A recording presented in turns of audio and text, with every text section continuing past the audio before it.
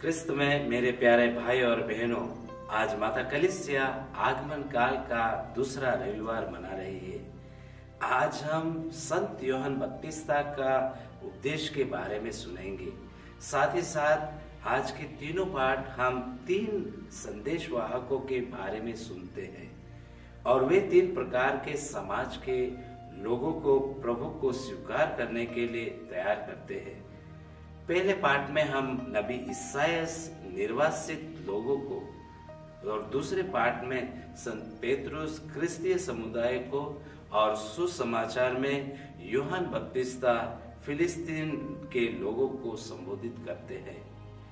पहले पाठ में नबी ईसायास निर्जन प्रदेश में पुकारने वाले की आवाज के बारे में कहते हैं, निर्जन प्रदेश में प्रभु का मार्ग तैयार करो, हमारे ईश्वर के लिए टेढ़े मेढ़े रास्ते सीधे कर दो। यहाँ नबी ईसायास उस सांसारिक मार्ग के विषय में नहीं कहते हैं जो घाटी पहाड़ों व समतल जमीन से होकर बनाया गया है, बल्कि उस आध्यात्मिक मार्ग के विषय में कहते हैं जो मनुष्य के हृदयों में बनाया गया है।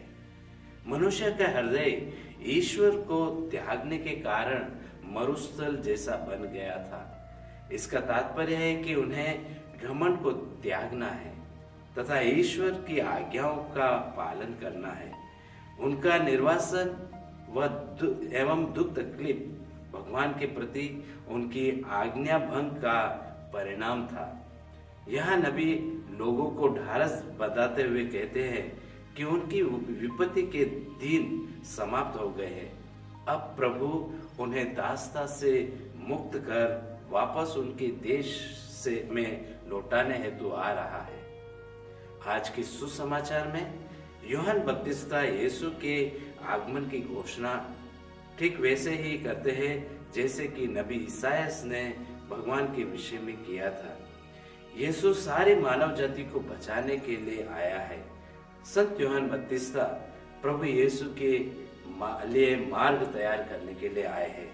संत यूहन्ना बपतिस्ता कहते हैं, मैंने तुम लोगों को जल से बपतिस्मा दिया है और जो आने वाला है वह तुम्हें पवित्र आत्मा से बपतिस्मा देंगे।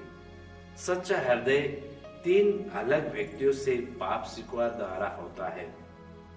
पहला, सर्वप्रथम पापी को स्वयं को पाप स्वीकार करना चाहिए। विशेष करके हमें देखना नहीं चाहिए चाहते हैं उनके प्रति हम उन्हें अपनी आंखें बंद कर लेते हैं, विशेष करके स्वयं के पापों के प्रति। दूसरा है, पापी को उन लोगों से पाप स्वीकार करना चाहिए जिनके विरुद्ध उसने पाप किया है और उनसे मेल मिलाप करना चाहिए। ईश्वर के साथ अच्छे संबंध बनाए रखने के लिए मानव के साथ भी अच्छे संबंध बनाए रखना चाहिए। तीसरा है, पापी को ईश्वर से पाप स्वीकार करना चाहिए। जब एक पापी नम्रता पूर्वक यह स्वीकार करता है कि मैंने पाप किया है, तो ईश्वर कहता है, मैं तुम्हें क्षमा करता हूँ।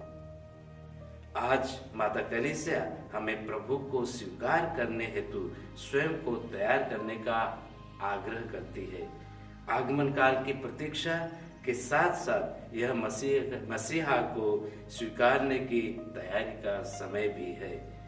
आज के दूसरे पाठ में संत पेतरुस कहते हैं, प्रभु आप लोगों के प्रति सहनशील है और यह चाहता है कि किसी का सर्वनाश न हो, लेकिन सबके सब पश्चाताप करें। आज हम हमारे जीवन की ओर परख कर देखें कि हम प्रभु यीशु को स्वीकारने हेतु किस तरह से तैयारी कर रहे हैं। यदि हम ईश्वर की ओर मुड़ते हैं तथा सच्चे हृदय से पश्चाताप करते हैं, तो हम इस संसार में ईश्वरीय राज्य की स्थापना करते हैं। मिसा बलिदान आज हम विशेष करके हम अपने आप को में सुधार लाने तथा पापमय जीवन को बदलने हेतु कृपा तथा साहस प्रदान करने के लिए हम विशेष आशीष और कृपा मांगे। तो आइए हम प्रभु से कृपा और आशीष मांगे ताकि हम प्रभु को स्वीकार करें और हम दूसरे लोगों को प्रभु को दे सके। पिता, पुत्र और पवित्र आत्मा के नाम पर आमीन।